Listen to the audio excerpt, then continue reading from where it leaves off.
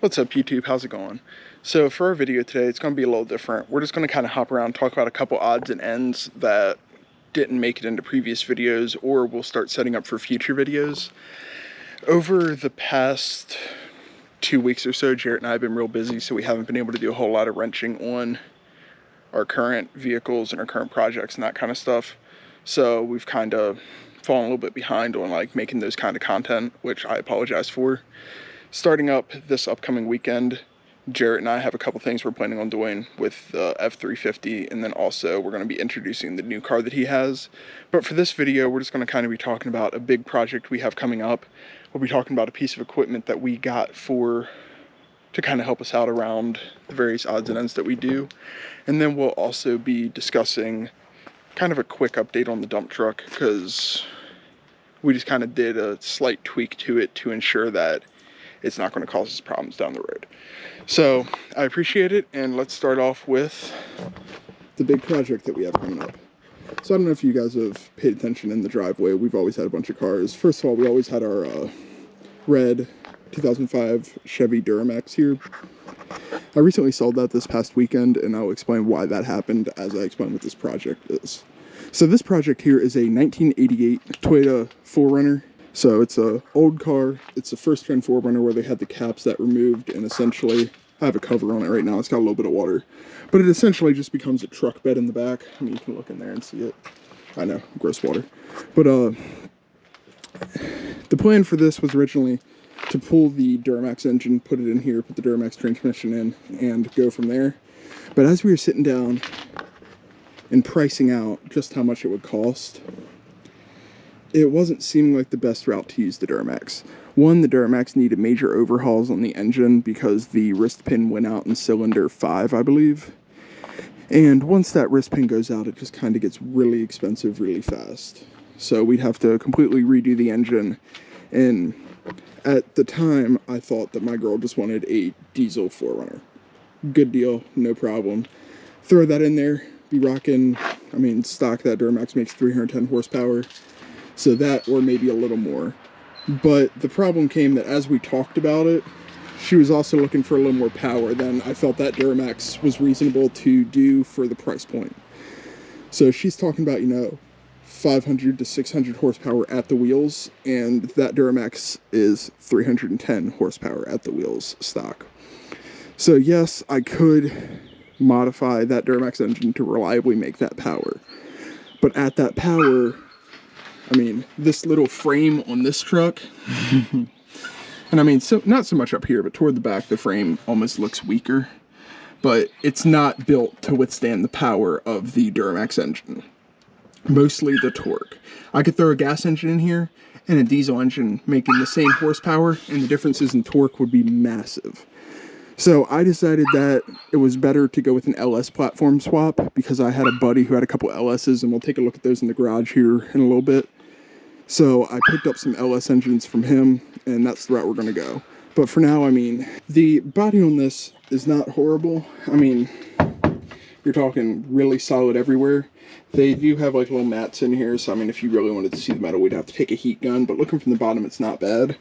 My girl did go ahead and use a Pour 15 product on this whole vehicle, which is good for storage, but I think we're going to end up having to sand it all off. I have boxes and boxes of parts for this in the garage. I have both of the doors sitting in there, and a ton of other stuff.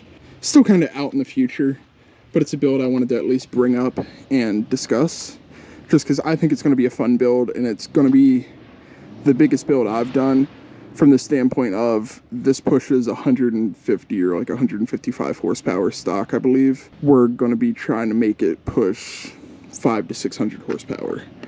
And now it's also lifted at the moment. I don't know if we're going to lift it more or leave it as it is. The previous owner used this as a sanding truck up in New Jersey, because they have a bunch of like sand pits up there. And he said that the biggest he had were 42-inch tires on this as it sits with an engine in it. And you pretty much couldn't turn on it. When you turned, you'd start rubbing real bad. So I'm thinking, I don't want to bring it up much more due to the horsepower we're going to be putting, and it's going to have a high center of gravity. And when you start putting power in a high center of gravity, you're asking for like rollovers and issues like that. So I tend to think that we are going to be probably keeping it at the height it is and putting 35s or maybe 37s on it, because that's about the biggest I could see her needing. But beyond that, it's going to be a bit of a change up. But let me know what you guys think. Let me know if you guys have any words of warning moving into this, because this is, as I said, my first big project. It's one that, I mean, this has been sitting here for over a year at this point, kind of waiting for the build to start. And I just got the engine, and it's going to probably the next 2 or 3 months just be figuring everything out, and then from there we'll start the build. So I look forward to it, and yeah, let's go take a look at these engines. So after looking at the project in the driveway, we come in here and see that I have 3 engines in here. And I used to have the Duramax, the LLY 6.6 liter V8 Duramax, which I sold this past weekend, so luckily we freed up some space there, and I got to replace with this engine. However, starting over here, we have the 5.3 iron block LQ4. Then we have the 5.3 aluminum block L33, I believe. I might have that engine code wrong. I'm not totally sure on that one. And then over here we have a 3.8 liter V6 out of a 1980s Fox Body Mustang. The thoughts are, this one, no idea where that's going. Maybe a go-kart down the road or some other fun kind of build. Let me know in the comments what you think a V6 3.8 liter Ford engine might be good with. I can pick up transmissions for those for next to nothing. So I'm interested in doing just a cheap, fun build with this. Maybe on a cheap car, or as I said, just like a go-kart platform if I can find something with a good frame for a good price to throw a bunch of power per pound, however you want to look at that. But the LQ4 is going to be sitting here for a while. I think that's going to be a drift car build down the road. I have high hopes of being able to do like an S13 build, but chances are it's going to end up in something like maybe a Miata or another cheap car that I could see using as like a drift car, a little fun car. Just something with not much weight, rear-wheel drive, and get to have a little bit of fun with it. Coming over to the L33, the 5.3 liter aluminum block, that's what's going to go into the 4Runner project. Because the aluminum block is a really solid block, but it's not going to be beat on as much and handle a beating as well as the iron block. Also, the aluminum block is substantially lighter than the iron block, and for the fact that the 4Runner build is not going to so much be an actual off-road getting beat up as much as she wants it to look that way. She wants it to have the look of an off-road just because that's what that's what she likes. But it'll pretty much be something she just drives on the weekend type thing. So I figured an aluminum block is a nice kind of center ground for that. Gives us a lot of power potential in there, and I think we're aiming for at bare minimum 500 horsepower to the wheels. I know before we've mentioned 600 to the wheels, but we're debating on it.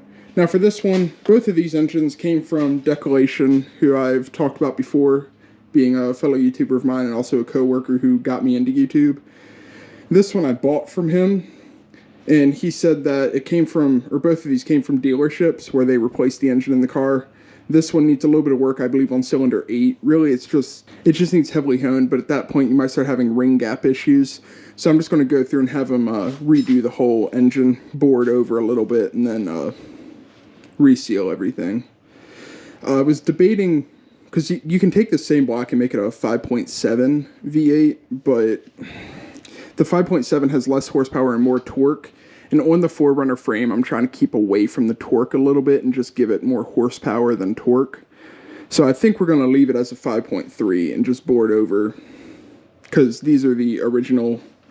I mean, they don't show any markings about being bored over before. If you see all that stuff in there, I've been every couple days spraying some WD-40 onto it just as a way to keep it lubed up and good. And I can't do it with one hand, but I can sit here and really easily, by the flywheel, just spin over the whole engine, and it spins great. So I don't have any concerns about that one. This one came from the same dealership.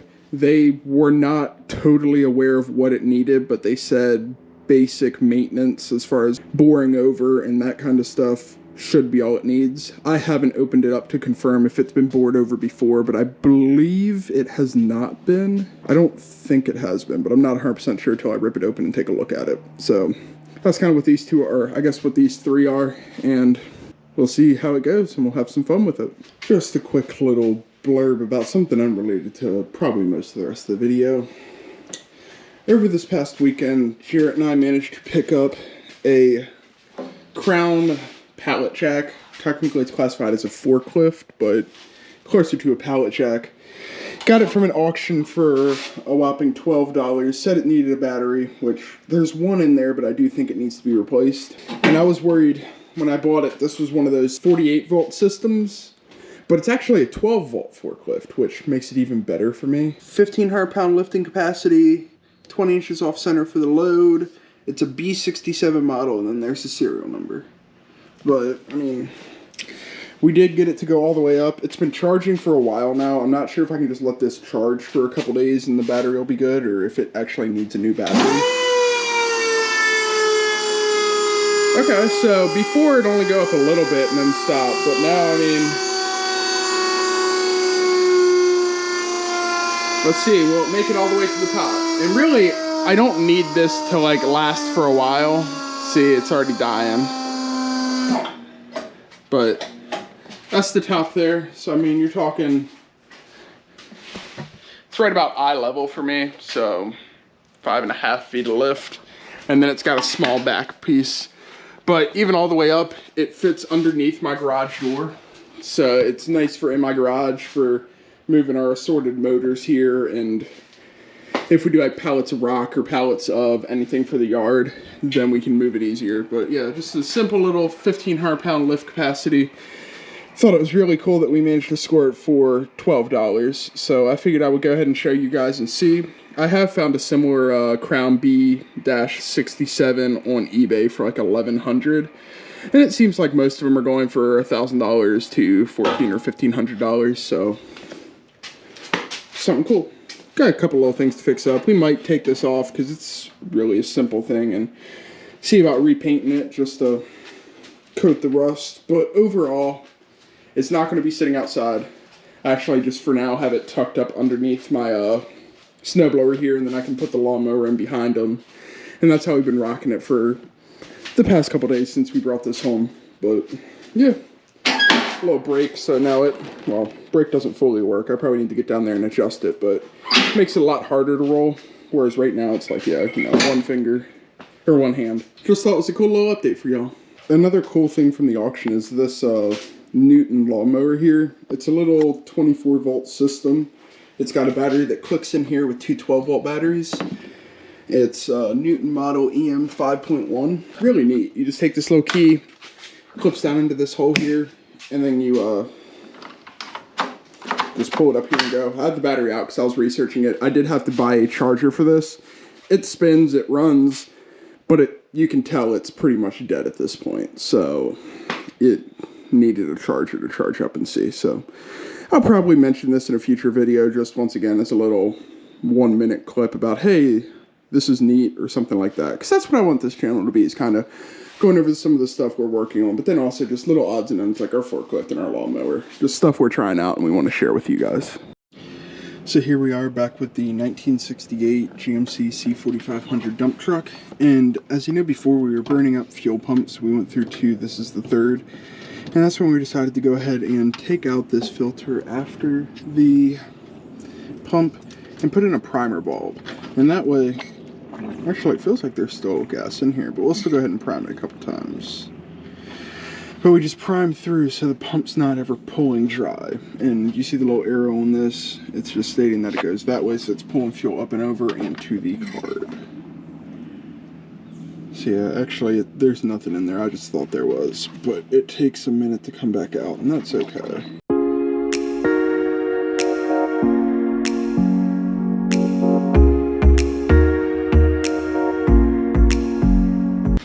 Another little trick I found is that I can kind of like burp the switch, and I believe that'll speed up the process for us. So if I just come in here,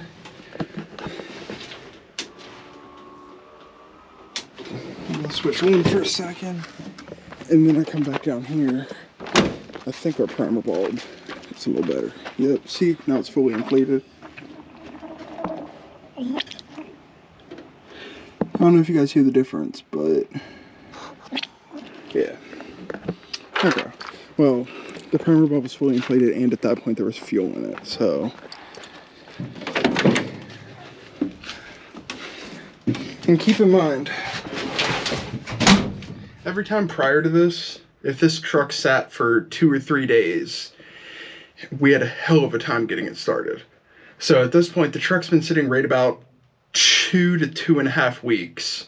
Hasn't been started. I haven't even came down and saw this truck other than driving by to check the property. So we're gonna go ahead and give it a shot and see what happens. So just for ease, I'm gonna put the key in, turn this on. We're in neutral because it's sitting against the block. Come on. Oh, don't do this to me. There we go. And just like that, the truck is running great. So that was definitely one of our big issues on this truck, and I'm very happy to see that it doesn't exist anymore. Or at least it hasn't the past couple times we've messed with it. But just wanted to give you a quick update. I know this video is a little bit all over the place, so I appreciate you guys hanging in there, and we'll make this a video. As always, I appreciate y'all's continued support, and I just wanted to let you know that it means the world to us. I enjoy making these videos, and I enjoy working on cars, but the fact that I'm making videos for people to see, and even though it's not that many people, we're getting like 10 to 12, maybe 14 views a video, it still keeps me on track, and it still makes me want to get the videos done, and it still helps to put Jarrett and I in front of some amount of people to kind of keep us accountable to getting stuff done versus just going out there and tinkering around. You know, this video, as you saw, there weren't any major repairs going on, but we were kind of moving between a bunch of things and trying to keep the content coming, and that's kind of what it is. You guys help us keep motivated to keep doing stuff, even if it's not a big project. We're out there, we're working on stuff, and we're trying to keep y'all updated. So I appreciate it, and have a good one, everybody. Take care, and until next week.